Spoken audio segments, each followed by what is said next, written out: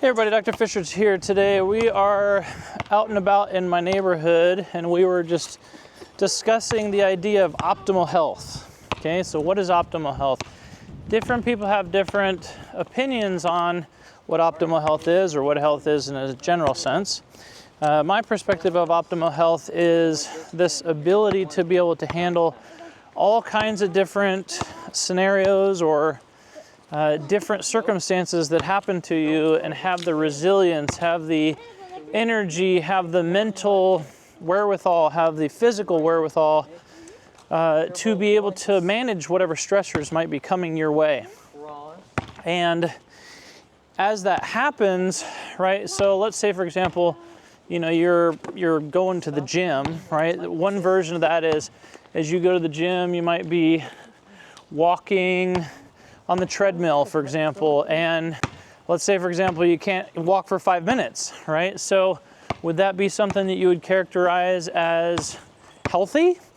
Health, again, is a relative piece. I would consider being able to walk for quite a while as an important part of health. So if you go and you walk on the treadmill, or you walk outside, for example, like what we're doing in the beautiful state of Washington, and that is something that's very difficult to do, that means there's work to be done so that you can adjust in real life. Maybe, for example, I'm out here playing, walking with my kids. If I can't walk a little bit with them or play with them, they're playing basketball right now, then I wouldn't have much of a state of health, now would I? I wouldn't have much capacity, I wouldn't have much energy. So health is, or optimal health is kind of the way in which you live your life, whether or not you're able to do the things that you enjoy.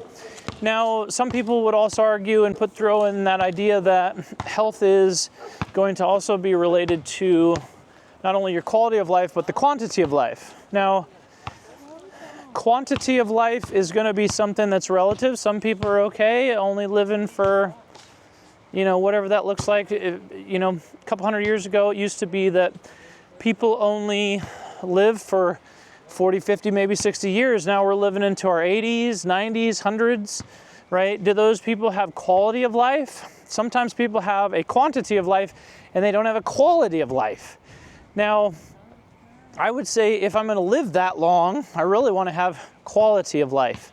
I have a desire to be lifting weights until the day that I die, for example. I like having the ability to move, and I want to play with my kids. I want to play with my grandkids. I want to have the ability to have that freedom to move about and to enjoy life from that perspective. That's what makes my life feel full and accomplished. I also want to have the health to be able to go and travel, whether that's just travel in this beautiful state of Washington. You can kind of see behind me how beautiful even the trees are in this area. It's such a wonderful ability to be able to go walk out in nature.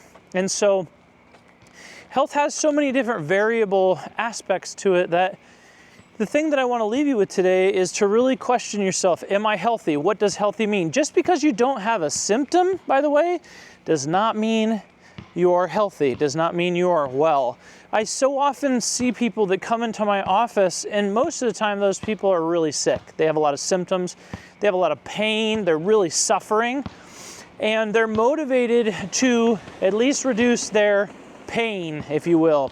And so they work until the pain is gone. And this is a normal issue that most of us have. If you haven't developed the ability to be able to work on yourself and continue to heal and repair once you lose the symptoms, there's a good chance that you'll end up with the symptoms again in 3 months, 6 months, 12 months, something like that, because whatever you were doing before is a contributing factor to losing your health, losing your wellness.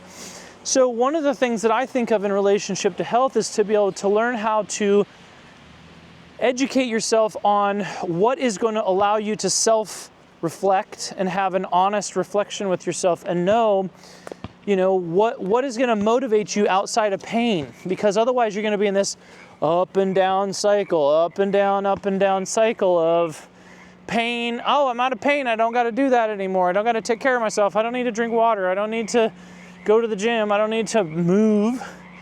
And the reality is that we have to be consistent if we want to see continued success. Now, maybe your symptoms went away and you're one of the lucky few that you don't have to keep working on something and that particular thing doesn't come back, but most of the time it does. So that is my thoughts on what it means to be well, to be healthy. This is Dr. Fisher signing out.